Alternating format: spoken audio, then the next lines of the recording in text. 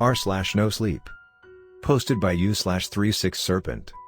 Has anyone else heard the humming in Maine? I had been living in Florida for the last 2 years. And off and on for the majority of my life before that, as I'm a local. Born there back in '99. The good old Sunshine State they call it. But anyone who's ever been there for more than a quick vacation knows just as well as I do what a goddamn joke that nickname is. I spent a year back in my hometown, trying to make it work with my girlfriend at the time, as our relationship slowly decayed inside our grungy studio apartment. After we split up, I couch surfed for a few weeks. Quickly running through my short list of local friends, a few of them were kind enough to let me crash for a while. At least until I would, inevitably, overstay my welcome time and time again. I can't lie, the breakup had left me crushed. I was a shell of my former self. Disheveled and drunk, consumed by a deep depression and a bottomless self-hatred. For the first time in my life, I felt like I truly understood the feeling people refer to as heartbreak. I was a broken mess. I couldn't even keep myself fed, let alone work. And with my hometown's absurd cost of living, I knew that I wouldn't be able to make it on my own there much longer. That's why when I received a call from my mother, one urging me to come and stay with her up in bumfuck nowhere Maine, well, suffice to say, I packed my bags and headed straight to the airport, leaving more than a few burnt bridges in my wake. When I got there, I slipped my friend Eli $20 as I got out of his car. Both for gas, and for his now completely exhausted hospitality. He kinda smiled I guess, but he didn't say anything. I couldn't blame him. From there everything went into autopilot. Like I said before, my family and I had been in and out of the state for as long as I could remember, and at this point, I had grown quite comfortable with, and even fond of the whole flying process.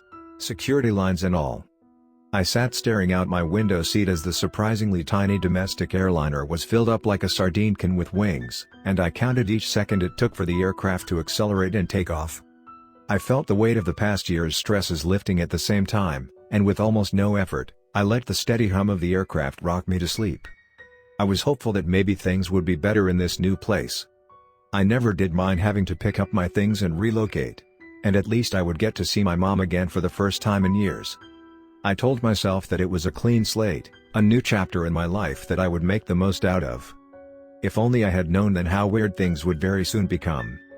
I slept through most of my flight, and before I knew it, I found myself suddenly jerked awake as the plane's wheels met the surface of the runway. I blinked the sleep out of my eyes, yawning as I lazily slid the plastic window curtain up, revealing the cold, gray, and rainy day that awaited me outside the plane's heated cabin.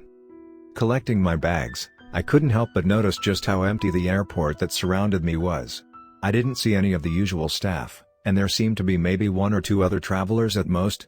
I remember having a strange feeling that something was just very off. Hadn't my flight been practically loaded to the brim during takeoff? I asked myself this question again and again. The more I strained to remember what had happened before I fell asleep, the harder it became to remember anything at all. When I woke up, I was sitting in the same window seat. Row 1. I remember being the first one out. I didn't see anyone behind me, although to be honest, I didn't really think to check. That foggy feeling didn't go away until my mom got there. It was an overall happy reunion.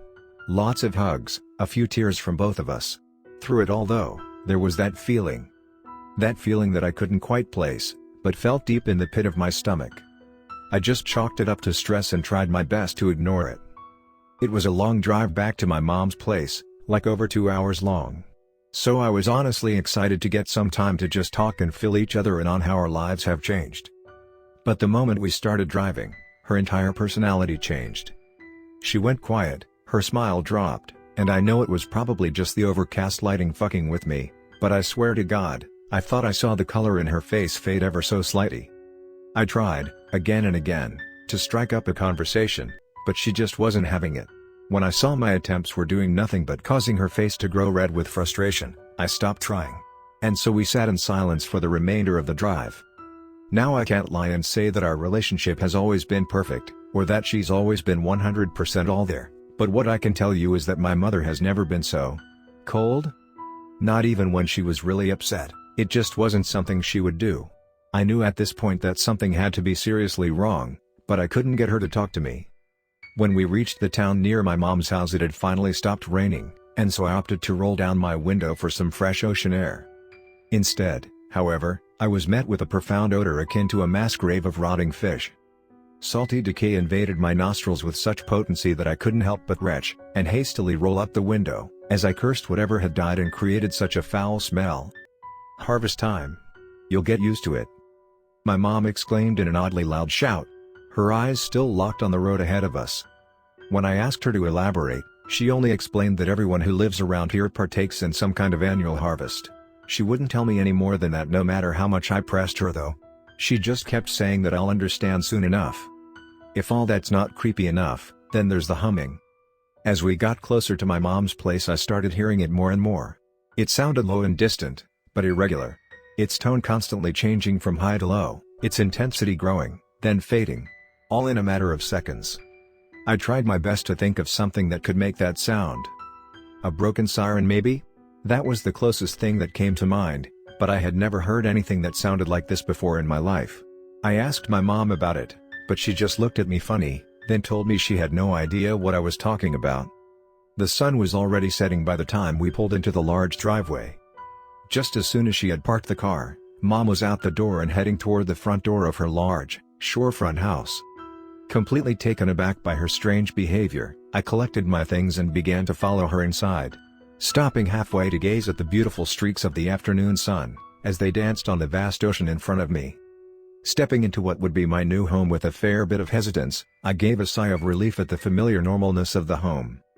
The lights were on and the heat was flowing, both those things helped me to relax a little as I slipped off my coat and shoes, and tracked my mom down to the kitchen. "It's a really nice mom. Cozy," I sheepishly remarked with a small gesture to the walls, fully expecting her to ignore me once again. "It does suffice," she muttered, beginning to stir a large pot of what looked like stew on the stovetop. I was about to ask her what she was cooking when she cut me off. "Dinner will be ready shortly. But you might want to get settled in the meantime." Something about the way she spoke gave me goosebumps. There was this underlying dread that lingered in the air after she had finished her sentence. "I guess I am kind of tired. Which one's my room?" I was more creeped out than tired in all honesty. But at least I'd finally have some time to process how weird everything had felt since I landed. "Down the hall. The second door on the right." I didn't bother responding. Following her instructions, I walked down the hallway and into my room. Dropping my bags to the floor, I took a seat on my bed. The springs squeaked gently beneath my weight as I sunk into the old twin mattress. The room was rather plain. No TV or anything like that. Just my bed, a small desk, and a partially filled bookshelf that sat next to the door. I sat there at the foot of my bed watching the last bits of sunlight disappear through the window. As if on cue, the rain began coming down again. Only harder this time. Dinner with Mom was uneventful, as you can probably imagine by now. She hardly spoke to me at all. I asked her if she was alright, if I had done something to upset her. "I'm just a little under the weather today. Tomorrow is a new day." That's all she kept saying. Tomorrow is a new day. Every time I tried to ask her what was wrong, or if I could help, that's all I got in response. It's just past midnight now, and I'm back in my room. I feel so exhausted. I keep trying desperately to fall asleep, but then I hear it. That same humming noise from earlier. It's outside my window now. At first, it sounds like a giant phone someone set to vibrate miles away. Then it fades into a low rumble. One so quiet that I have to strain my ears in order to hear it at all, but just as soon as it leaves, it builds back into that ungodly humming that has tortured me since I arrived. I spent the last of my money getting here, and I have nowhere else to go. I can hear my mom through the walls. It almost sounds like she's talking to someone, but she won't answer me no matter how much I beg her to. And her door is locked. I don't know what to do. I don't know what else I can do other than try and record what's happening in this place. And so I think I'll continue posting my experiences here for the time being. I pray to God someone who reads this can help me make sense of it all.